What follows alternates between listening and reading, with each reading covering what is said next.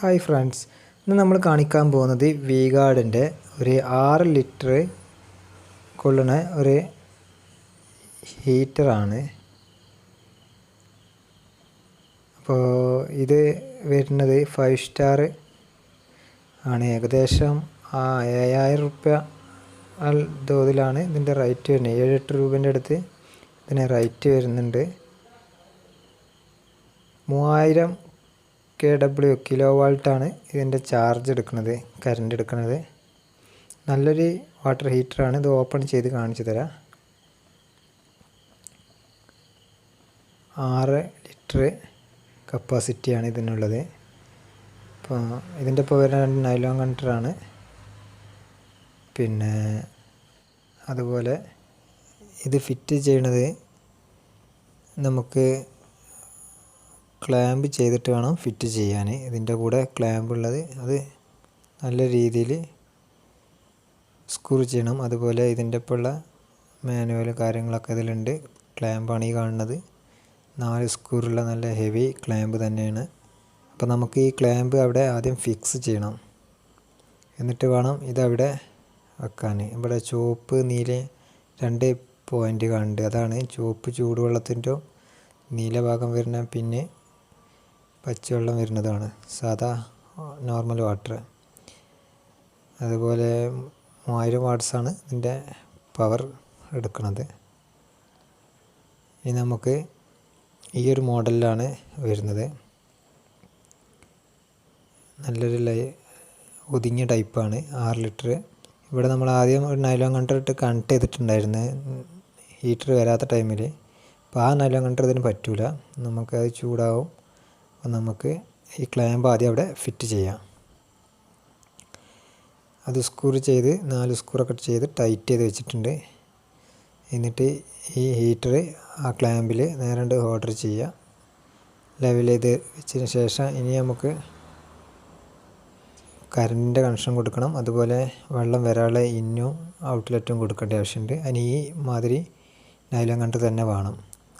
ഇതാണ് ചൂട് ഹീറ്റൊക്കെ താങ്ങുള്ളൂ. അപ്പോൾ നമുക്ക് ഇത് കണക്ട് ചെയ്യണം. അപ്പോൾ നമ്മൾ ആംഗിൾ കോക്കുമെന്ന് നേരെ കണക്ഷൻ കൊടുക്കുകയാണ്.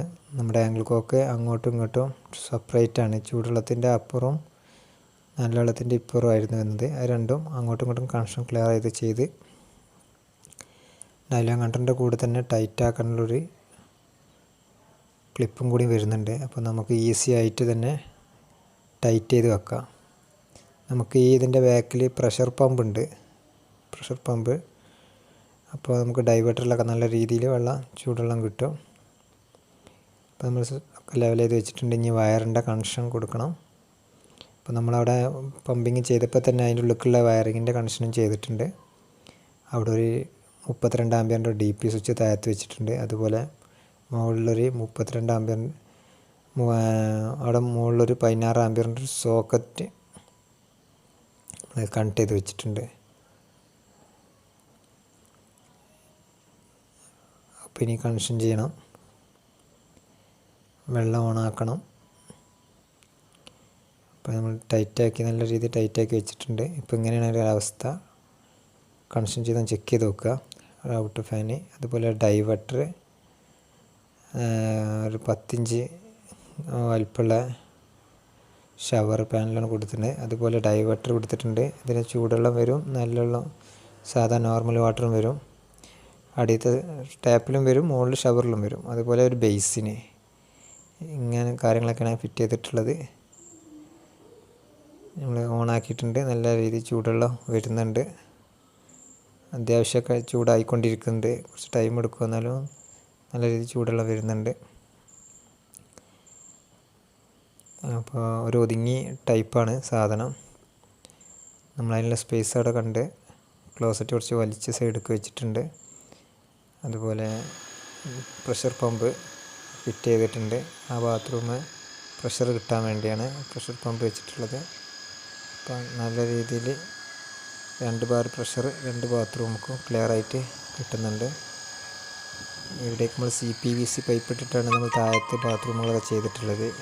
പ്രഷർ പമ്പിന് വേണമെന്നുണ്ടെങ്കിൽ കൂട്ടാൻ വേണ്ടിയിട്ട് പിന്നെ ഒരു ലൈന് മറ്റേ ബാത്റൂമിലേക്കും പോകുന്നുണ്ട്. അത് PVC കണക്ഷനാണ് കൊടുത്തിട്ടുള്ളത്. നമ്മൾ പ്രഷർ പമ്പ് ഓണാക്കിയിട്ടുണ്ട്. നല്ല രീതിയിൽ തന്നെ പ്രഷർ ജനറേറ്റ് ചെയ്ത് ക്ലിയർ ആയിട്ട് കിട്ടുന്നുണ്ട്. ഇതാണ് ബേസിൻ്റെ ടാപ്പൊക്കെ അത്യാവശ്യം നല്ല രീതിയിൽ പവറുണ്ട്.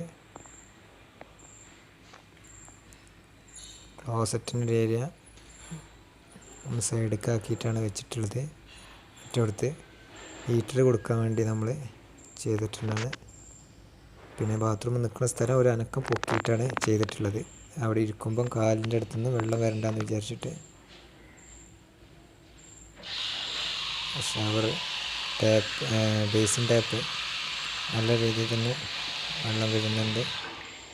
അതുപോലെ ഡൈവേർട്ടർ ആയാലും ഒക്കെ നല്ല രീതിയിൽ തന്നെ വർക്കിംഗ് ആണ്.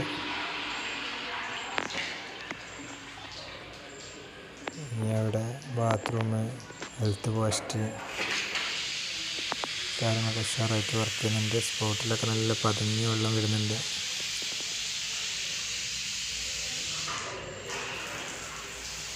ഷവറും നല്ല രീതിയിൽ ക്ലിയറായിട്ട് നല്ല സൂചി പോലെ വെള്ളം ക്ലിയറായിട്ട് വരുന്നുണ്ട്.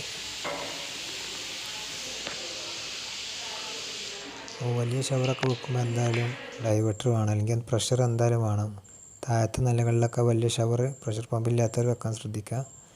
ഇതാണ് ഇവിടുത്തെ ഹെൽത്ത് പോസ്റ്റ്. നല്ല രീതിയിൽ പവർ കിട്ടുന്നുണ്ട്. നല്ല പവർ പറഞ്ഞാൽ നല്ല ദൂരം വരെ പോകുന്നുണ്ട് വെള്ളം അടിച്ചിട്ട്. അപ്പം ഈ ബാത്റൂമിൻ്റെ നേരെ മുകളിൽ തന്നെയാണ് ടാങ്ക്.